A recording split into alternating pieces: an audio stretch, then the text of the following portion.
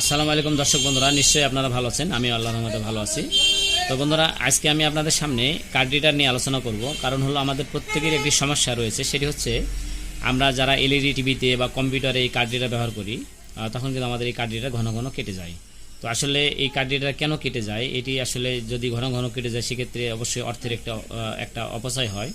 তো কিভাবে কি কারণে এই কার্ড রিডারটা কাটে সেই বিষয়ের উপর আজকে আলোচনা করব। আমি ছোট্ট একটি টিপস আপনাদের দিব, এটি যদি ফলো করেন সেক্ষেত্রে কিন্তু কার্ড রিডার নষ্ট অনেকটাই কম হবে। তো বন্ধুরা, চলুন কথা না বাড়ি আজকের মূল ভিডিও শুরু করা যায়। তো দর্শক, আমরা যখন এলইডি টিভিতে কার্ড রিডার ব্যবহার করি তখন কিন্তু আপনারা একটু জিনিস লক্ষ্য করবেন, একটা যে আসলে কার্ড রিডার প্রচুর পরিমাণে হিট হয়। তো কার্ড রিডারের মধ্যে যে পার্টসগুলো ব্যবহার করা হয়েছে এগুলো সব কিন্তু চিপস, একদম ছোট ছোট চিপস, আইসি চিপস দিয়ে সব কিছু করা। তো সেক্ষেত্রে যখন এটি হিট হবে প্রচুর পরিমাণে, সেক্ষেত্রে কিন্তু এই চিপসগুলো তাড়াতাড়ি নষ্ট হয়ে যায়। আর এই নষ্ট হয়ে যাওয়ার কারণে কিন্তু আমাদের কার্ড রিডার পরে আর কাজ করে না। তো আসলে যদি আমাদের কার্ড রিডার হিট কম হয় সেক্ষেত্রে কিন্তু কার্ড রিডার নষ্ট কম হবে। আর কার্ড রিডার যদি প্রচুর পরিমাণে হিট হয় সেক্ষেত্রে কিন্তু কার্ড রিডারের মধ্যে যে মেমোরি আমরা ব্যবহার করি সেই মেমোরি কিন্তু নষ্ট হয়ে যায়। তো সেক্ষেত্রে কী করবেন, এই কার্ড রিডার তো বাজারে কিনতে পাওয়া যায়। এই কার্ড রিডার দাম মোটামুটি 30 টাকা। এটা স্টিল কার্ড রিডার। তো এরকম আপনার ইলেকট্রনিক্স বা টেলিকমের দোকানে আপনারা এরকম একটি কেবল পাবেন। এটাকে বলা হয় কম্পিউটার কেবল। আপনারা দেখতে পাচ্ছেন এখানে লেখা রয়েছে কম্পিউটার কেবল।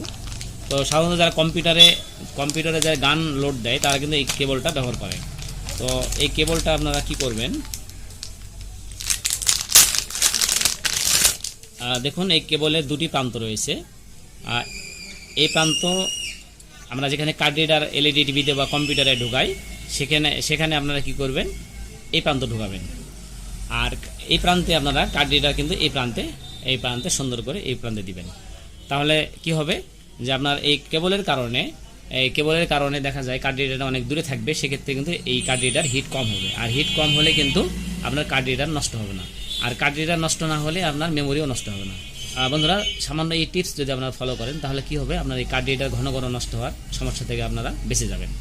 তো এই কার্ড রিডারের দাম বাজারে 30 টাকা এবং এই কেবলের দাম বাজারে মোটামুটি 70 টাকা। সেক্ষেত্রে যদি আপনারা 100 টাকা খরচ করেন, সেক্ষেত্রে আপনারা ঘন ঘন কার্ড রিডার নষ্ট হওয়ার সমস্যা থেকে আপনারা মোটামুটি বেঁচে যাবেন।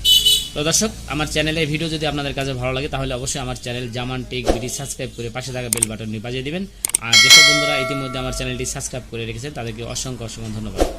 তো বন্ধুরা, আজকে এই পর্যন্ত, আবার দেখা হবে নতুন ভিডিওতে। ততক্ষণ আপনারা সবাই সুস্থ থাকবেন, ভালো থাকবেন, এই কামনা করে আজকের মতো শেষ করছি। আসসালামু আলাইকুম, আল্লাহ হাফেজ।